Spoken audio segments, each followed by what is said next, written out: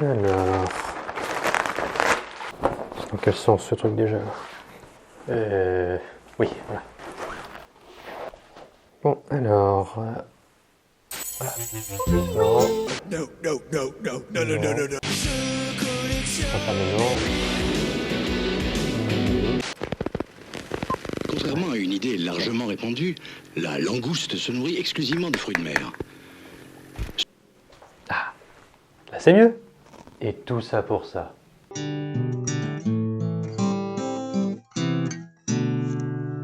Chez nous, on a 2 chats, Aka et Weasley. Ils ont chacun leur petit caractère, ainsi que leurs qualités et défauts. Mais pendant un temps, Weasley s'est mis à uriner partout dans l'appartement, que ce soit sur le lit, sur les vêtements, sur les tapis de bain, etc. Nous étions rendus à un point où l'on fermait toutes les portes de l'appartement et fliquait le moindre de ses faits et gestes. Puis un jour, ma compagne me dit « On devrait peut-être appeler un comportementaliste animalier ?» Et j'ai répondu « Oui ». Du coup, je me suis intéressé à la profession. D'où ça vient? Que faut-il faire pour le devenir? J'avoue, j'ai un peu galéré à faire ces recherches, car ce métier est encore un peu méconnu. Mais bon, avant ça, j'ai questionné 2 personnes ayant eu recours à un comportementaliste pour me donner leur avis sur ce métier, et voici leurs réponses. Pourquoi avoir adopté un animal déjà?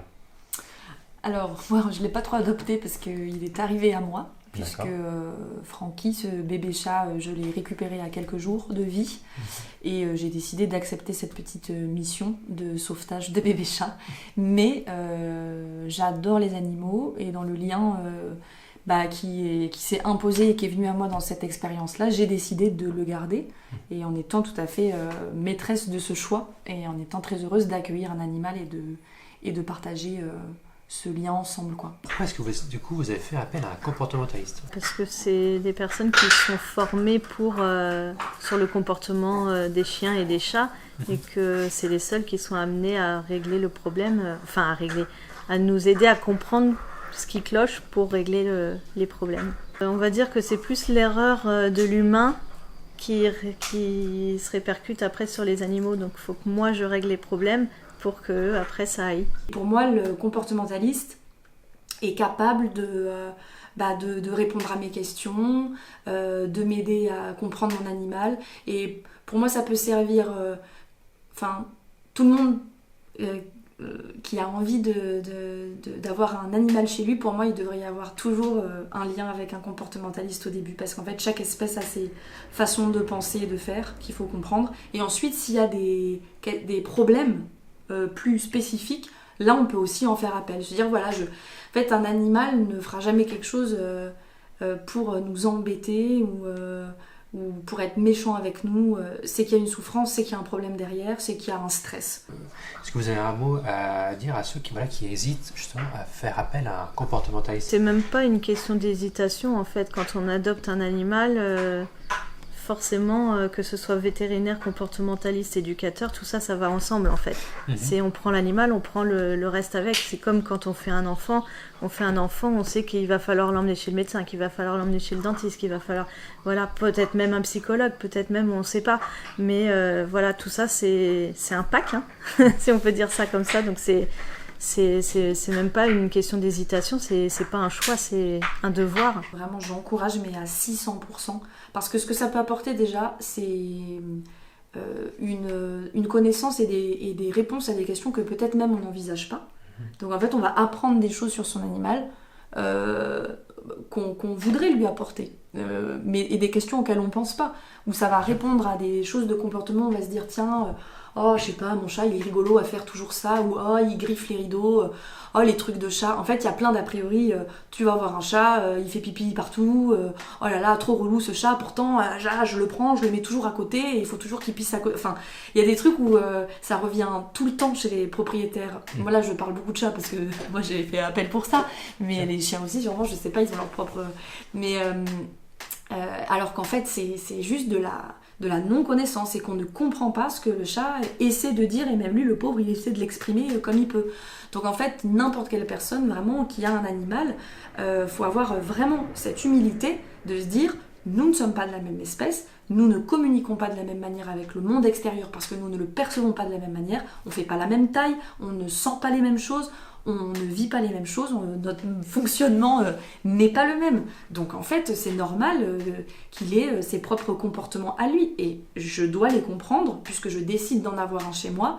Je dois avoir une base de connaissances quand même minimum, sinon il ne faut pas avoir d'animal. Déjà, le mot comportementaliste fut créé en 1986 par M. Chanton Michel, docteur en éthologie, pour faire la distinction entre vétérinaire comportementaliste et comportementaliste non vétérinaire, car ces deux professions n'ont pas la même approche dans leur travail. En exemple, le vétérinaire travaille généralement depuis son cabinet, examine l'animal sur le plan médical et prend en compte ce que dit le propriétaire sur leur environnement. Tandis que le comportementaliste se déplace chez la personne pour analyser l'animal dans son environnement, ainsi que son comportement avec ce qui l'entoure. Avant l'arrivée d'Internet et des réseaux, ce métier était peu répandu, disons-le.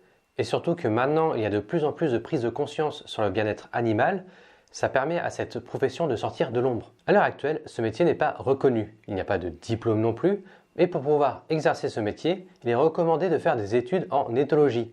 C'est minimum Bac+5 en passant par des études en biologie. Bac+5 ? C'est vachement long. T'inquiète, ce n'est pas une obligation. Par contre, ce que je vous conseillerais, si jamais les longues études ne vous correspondent pas, c'est de faire au moins une formation de comportementaliste animalier. Même s'il faut faire le tri parmi ces multiples formations qui sont pour la plupart en ligne, certaines peuvent proposer du présentiel. Donc à vous de voir comment vous souhaitez vous former. Du coup, il n'y a rien d'obligatoire pour devenir comportementaliste ? Si, il y a une chose qui est obligatoire, et c'est l'attestation ACACED. ACA quoi ? Attestation de connaissance pour les animaux de compagnie d'espèces domestiques. Voilà. Cette formation est obligatoire pour tous ceux qui veulent exercer une activité en lien avec les animaux domestiques, que ce soit chien, chat ou même nac.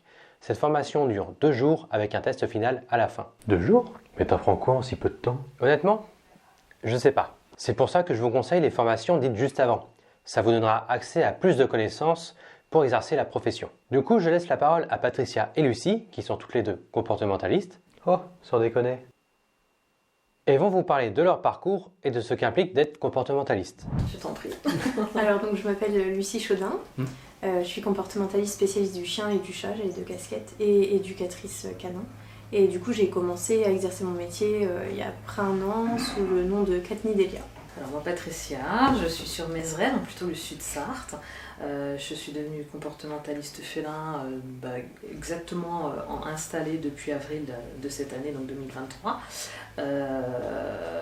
Voilà, après avoir fait une reconversion professionnelle, puisque j'ai travaillé avec les animaux par le passé, mais pas que. Voilà.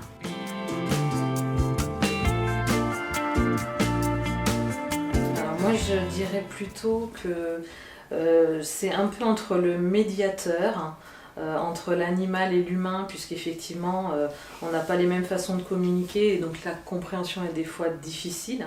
On n'a pas, voilà, quand on est juste humain avec des chats, on n'a pas forcément tous les codes et donc ce qu'on croit comprendre ou ce qu'on entend dire n'est pas une réalité.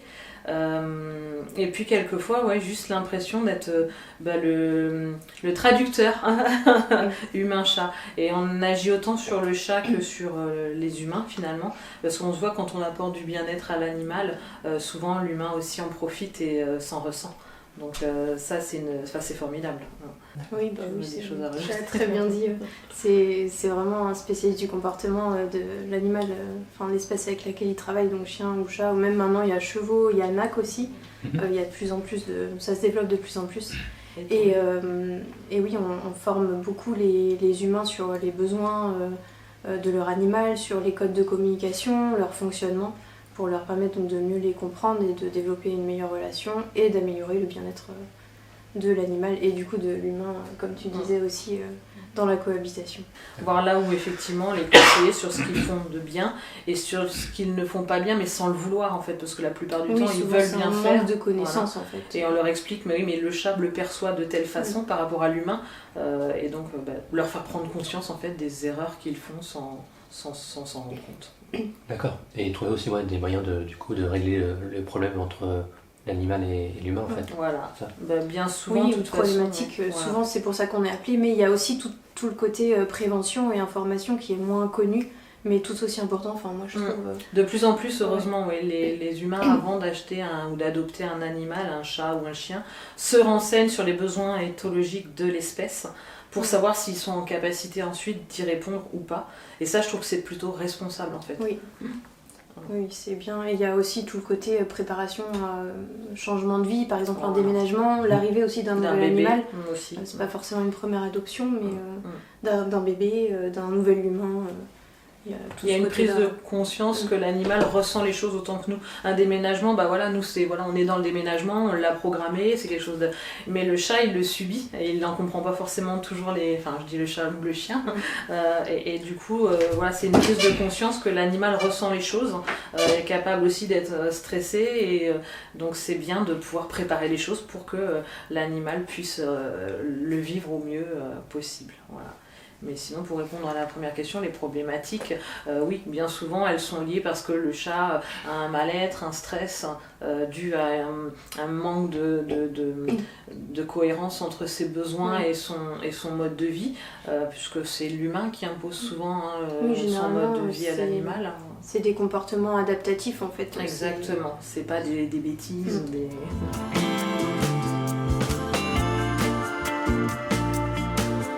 Moi je savais déjà depuis petite que je voulais travailler avec les animaux, ça c'était sûr, mais je savais pas forcément ce que je voulais faire. Du coup, comme beaucoup d'enfants, je me suis dit vétérinaire. Donc j'ai commencé des études en prépa BCPST. Et en fait je me suis rendu compte que ça me correspondait pas du tout. Et en cherchant ce que je pouvais faire, j'ai découvert l'éthologie, donc la science du comportement animal. Et donc je me suis dit c'est ça que je veux faire, ça me plaît beaucoup. Donc je suis allée faire ma fac et mon master. Et pareil, je savais pas trop, je savais que c'était ces études-là qui me plaisaient, mais pourquoi faire derrière recherche, parc, je savais pas vraiment. J'ai fait plein de stages vétérinaires, soigneurs animaliers, j'ai testé pas mal de choses en labo de recherche aussi. Et au final, il y a un événement dans ma vie personnelle qui a fait que j'ai mal vécu la perte de ma chienne.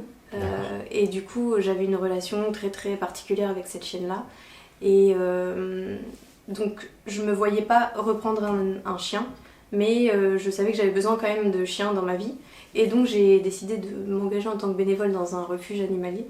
Et c'est là que j'ai commencé à prendre conscience qu'il y avait beaucoup de retours d'échecs d'adoption et que ça pourrait être évité avec le bon accompagnement. Et si les gens faisaient appel à un comportementaliste, il y aurait pas mal de choses qui pourraient changer et les adoptions pourraient être beaucoup mieux accompagnées et les taux de réussite, c'est observé d'ailleurs, je ne sais pas si vous en aviez parlé à la formation, mais nos formatrices ont observé qu'il y avait des taux d'adoption réussis, mieux réussis avec un accompagnement comportementaliste.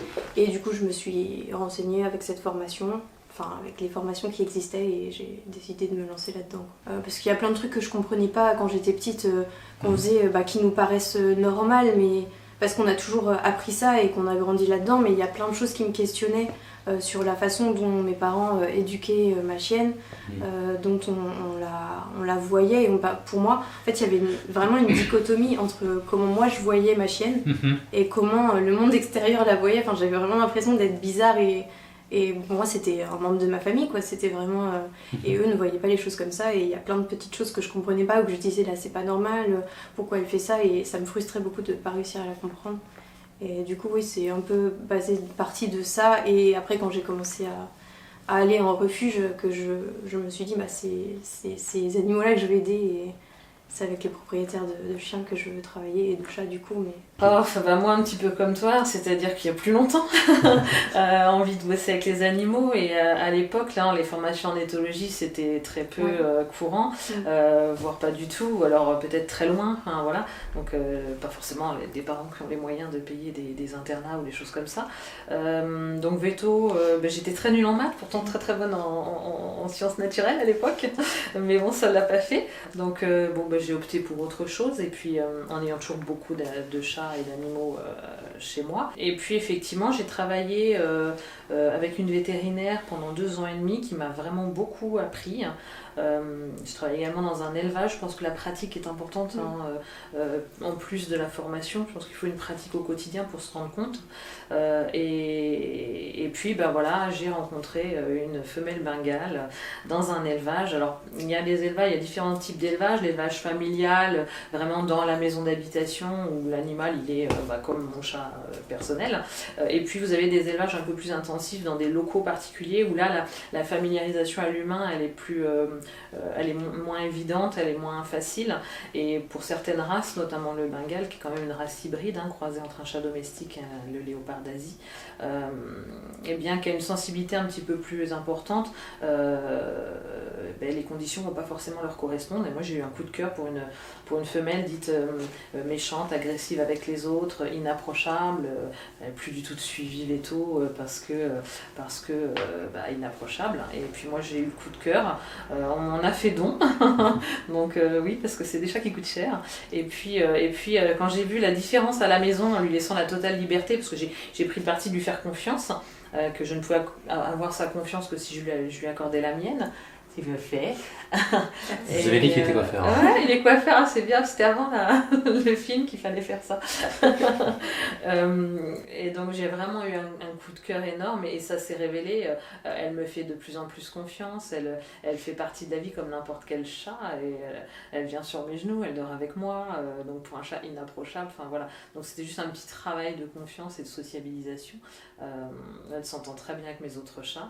Donc il n'y a aucun souci là-dessus. Et donc c'est cette histoire où quand j'ai vu en fait l'impact de l'environnement et des conditions de vie, non, là il sent que je suis en stress, donc il me détend, il me fait ça va bien se passer. Les conditions de vie ont un impact énorme sur le bien-être et le comportement de l'animal. Je me suis dit il y a un truc à faire parce que je veux travailler avec les animaux et j'étais au préalable dans mes anciens métiers toujours en contact avec les humains et dans des métiers un peu sociaux. Donc il y avait effectivement ce mélange des deux, toute cette expérience par le passé qui m'a donné la capacité à me lancer, parce que ça fait peur de se mettre à son compte quand même. Oui. Donc voilà, maintenant moi j'ai couplé mon activité avec, je fais une petite pension à la maison et puis de la garde de chats à l'extérieur en cas de sitting, parce qu'effectivement le temps de se faire connaître, c'est difficile de vivre juste des consultations en comportement. Même si voilà, ça se lance, mais voilà, on est encore toute jeune dans notre entreprise et donc voilà, c'est un bon complément et comme ça je vis pleinement ma passion des chats.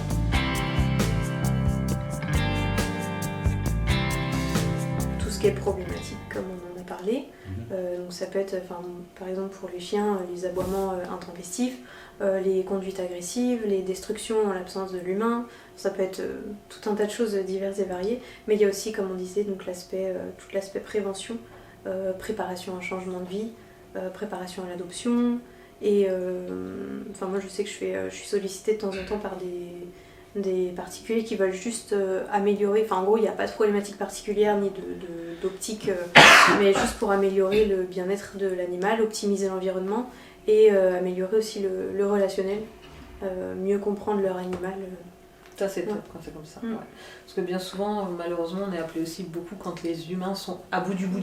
Ils ont essayé plein de choses. Voilà. Et en fait, ils sont à la limite de rendre leur animal, ou alors ils en peuvent plus parce que c'est urine tous les matins et ils en peuvent plus. Et, je vois pas de quoi vous parlez. et du coup c'est dommage parce qu'effectivement si on était appelé un petit peu plus en amont, ça soulagerait autant l'humain que l'animal. Alors moi pour le chat, c'est un peu comme toi, ça peut être des conduites agressives, des éliminations hors bac, donc pipi, caca, hors litière, ça va être des griffades intempestives sur les murs, canapés et autres, des problèmes de cohabitation entre chats, chiens, l'arrivée d'un enfant, voilà, tout changement, déménagement, arrivée d'un conjoint, famille recomposée, voilà, ce genre de choses. Puis oui, heureusement, des gens qui n'ont pas de problématique, qui veulent juste savoir si leur animal est heureux, si l'animal est bien, et ça c'est formidable.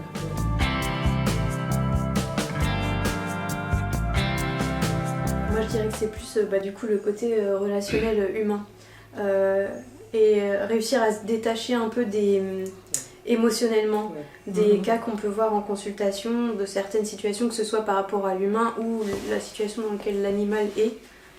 Des fois ça peut être un peu éprouvant.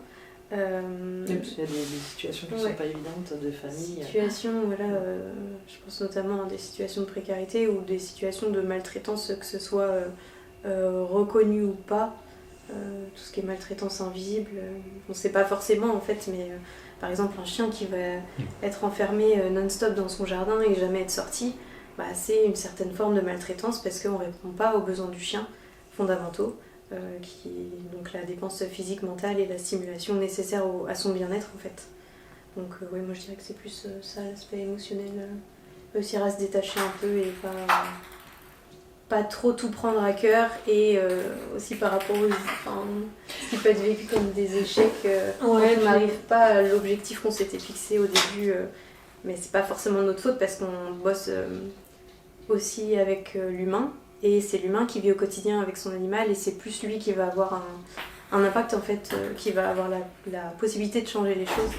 Donc, on ne peut pas faire de généralité, parce qu'en fait tu as effectivement des consignes un petit peu donc générales que nous on va donner, et puis après il y a vraiment l'individualité, c'est-à-dire le tempérament propre du chien ou du chat qui va faire qu'on va s'adapter nous aussi sur les consignes et les mises en place qu'on va proposer pour vraiment aller axer sur on va pas agir de la même façon sur un chat craintif et un chat qui est complètement très à l'aise, et heureusement d'ailleurs. Puis oui, c'est ça, la capacité d'adaptation qui est hyper importante, parce que même en fonction des gens, ils n'ont pas tous les mêmes exigences, ils n'ont pas tous les mêmes attentes, les mêmes limites, donc il faut aussi savoir faire en fonction des... Trouver des compromis entre ce qu'on peut mettre en place pour le bien-être de l'humain et ce qui est pour le bien-être de l'animal et ce qui est acceptable pour l'humain. Un bac à litière dans son salon, tout le monde n'accepte pas forcément.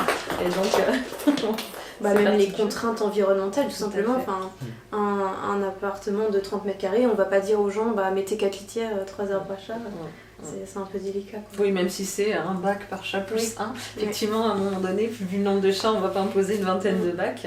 Moi, je dirais que la difficulté, elle est aussi de lutter un petit peu contre ce que tu disais tout à l'heure, les idées reçues. C'est-à-dire que nos parents agissaient, nos grands-parents agissaient d'une certaine façon. Tout ça, ça s'est transmis de génération en génération.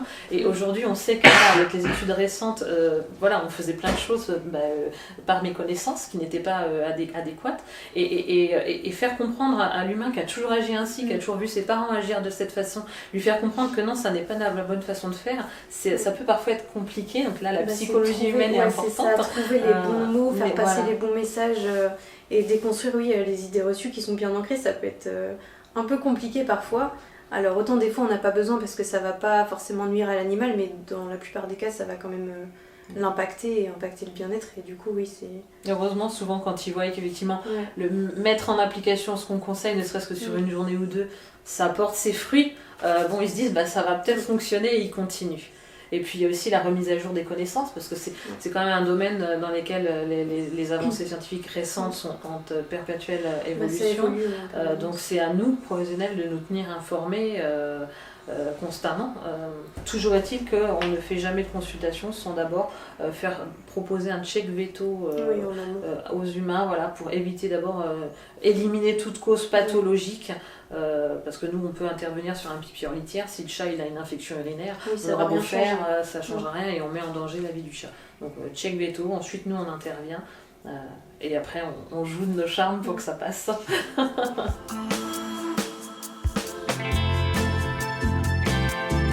Se renseigner un maximum sur les besoins de l'espèce pour savoir si on est en capacité d'y répondre, tout simplement. Si l'environnement est adapté, si on a les moyens financiers d'assumer l'animal, que ce soit pour les ressources, pour la nourriture, pour les soins, pour tout le reste à côté. Je veux dire, un cheval, il faut au minimum 1 hectare, il faut un abri, il faut du foin, il faut peut-être des compléments, il faut... il y a tout, le veto, le parage, le dentiste, il faut se renseigner tout ça. Un chat, c'est pareil, un chien... Et si on a le temps aussi de s'occuper de l'animal, parce qu'on ne prend pas un chien pour le laisser 10 heures par jour tout seul... les chats c'est pareil, on a tendance à entendre les chats c'est indépendant, ça se débrouille tout seul, non, il faut quand même... Ils ont besoin de présence et de contact. Ils ont besoin, Ils s'inhibent, on a l'impression qu'ils sont tranquilles à dormir, en fait ils s'inhibent, ils se mettent parce que il n'y a rien d'intéressant, ils s'ennuient, et donc ils dorment, et puis, mais ça fait pas d'eux des chats heureux forcément. Donc oui, bien se renseigner pour pouvoir répondre aux besoins de l'animal, aux besoins de base, mais aussi les besoins pour le bien-être.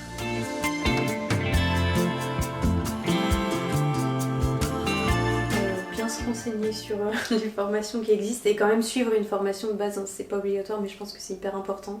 Une formation de base, c'est-à-dire la formation au comportement animal et vérifier déjà, regarder peut-être déjà le programme des formations. Moi je sais que c'est comme ça que j'ai fait parce que j'en ai épluché pas mal sur internet. L'approche. Ouais, le suivi, la proximité avec un professionnel, les formateurs, cours, tout ouais, tout simplement, à fait, parce que des formateurs de s'ils renom. sont reconnus ou pas, comment ils travaillent. Ouais. Quelle est leur éthique? Parce que vous avez des comportementalistes qui, bon, pour eux, c'est toujours de la faute à l'animal ou des manières un peu coercitives. Surtout au niveau des chiens, on retrouve ça beaucoup. Exactement.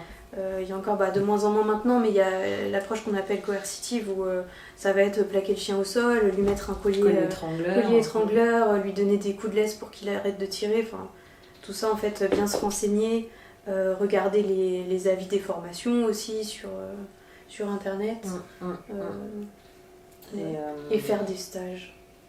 Et puis plus ça vous paraît sérieux, enfin moi je vois donc le centre de formation dans lequel on vient toutes les deux, derrière il y avait un mémoire à faire, à rédiger, il y avait vraiment, enfin c'était pas juste on répond à des QCM et basta, voilà, c'était vraiment la complexité du programme qui va vraiment en profondeur. Moi je l'ai trouvé très progressif aussi, on t'accable pas tout de suite avec des grands termes, on va vraiment du début, donc il y a de l'éthologie, il y a de la psychologie humaine, et puis vraiment le module, moi personnellement le module chat, voilà, avec tout ce qui, même la professionnalisation, il donne des conseils aussi sur comment s'installer, comment promouvoir son entreprise. Ça c'est très bien aussi. Oui, il y avait aussi l'aspect, parce qu'il y a beaucoup de formations qui sont en gros en 2 mois, que tu fais ça en ligne et puis... pour 2 000 €. Que en visio et c'est hyper important d'avoir un présentiel, je trouve que c'est mieux. Après, on ne peut pas tout suivre si les gens travaillent ou quoi, mais au moins, parce que je sais que... Il y a possibilité de faire une partie en présentiel, une partie en visio. Au moins en visioconférence, enfin pas que ce soit des cours balancés en ligne comme ça et que débrouille-toi et puis il y a une évaluation à la fin et voilà. Et je trouve que la pratique c'est quand même important de pouvoir faire des stages, de rencontrer des professionnels, de parler avec eux sur le métier, la réalité du métier aussi, parce qu'on ne se rend pas forcément compte de tout ce que ça implique. Parce que oui, c'est pas juste on voit des chiens et des chats toute la journée. Effectivement, c'est pas juste la jeune fille adolescente chez ses parents qui adore les chats, qui est fan de chats, qui va s'installer. Enfin, il faut une vraie pratique. Enfin, un chat, on va dire, aux conduites agressives, c'est pas toujours évident. Donner un médicament à un chat, c'est pas à la portée de tout le monde non plus. Enfin, c'est pas juste on papouille du chat où on promène du chien. Enfin, ça va au-delà. Et s'entourer aussi, pas rester tout seul, je pense, dans son coin. Oui, être capable d'échanger un réseau tout à fait. Avec les autres professionnels et savoir un peu ce qui se fait. C'est pas se renseigner au maximum.